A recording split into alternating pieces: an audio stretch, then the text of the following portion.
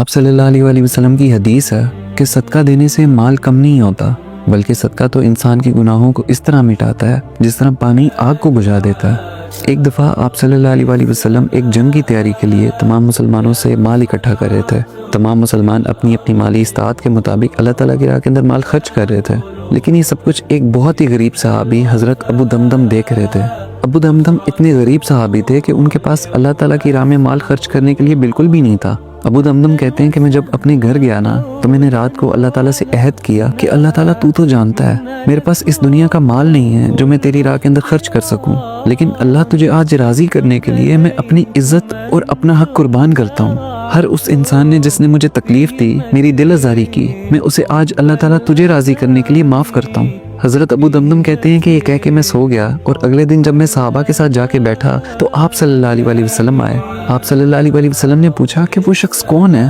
جس نے رات کو اپنے اور اللہ کے درمیان میں وعدہ کیا ہے، اپنے اور اللہ کے درمیان میں ایک صدقہ کیا ہے؟ تو تمام صحابہ ایک دوسرے کی طرف دیکھنے لگ پڑے کہ وہ شخص کون ہے جس نے رات کی تنہائی کے اندر اللہ کے ساتھ کوئی صدقہ کیا ہے۔ آپ صلی اللہ علیہ وسلم نے دوسری دفعہ پوچھا کہ وہ شخص کون ہے جس نے کل اللہ کو راضی کرنے کے لیے صدقے میں اپنی عزت اور اپنا حق اللہ پر قربان کر دیا ہے۔ حضرت ابو دمدم کہتے ہیں کہ میں نے بڑی شرمندگی سے اپنا ہاتھ کھڑا کیا اور میں نے کہا کہ رسول اللہ وہ شخص میں ہوں۔ حضرت ابو دمدم کہتے ہیں کہ جب میں نے شرمندگی سے اپنا سر اٹھایا تو میں نے دیکھا کہ آپ صلی اللہ علیہ وسلم مسکرا رہے تھے، اور انہوں نے مجھے کہا کہ ابو دمدم خدا کی قسم، مجھے میرے اللہ کی قسم، اللہ نے تیرا صدقہ قبول کر لیا۔ اور آپ صلی اللہ علیہ وسلم کو حضرت ابو دمدم کا یہ صدقہ اتنا پسند آیا کہ جب کبھی بھی صحابہ کی آپس میں کوئی بحث ہوتی تو آپ صلی اللہ علیہ وسلم ان سے کہا کرتے تھے کہ تم لوگ ابو دمدم کی طرح کیوں نہیں بن سکتے؟ تم لوگ ابو دمدم کی طرح اللہ تعالیٰ کو راضی کرنے کے لیے ایک دوسرے کو معاف کیوں نہیں کرتے؟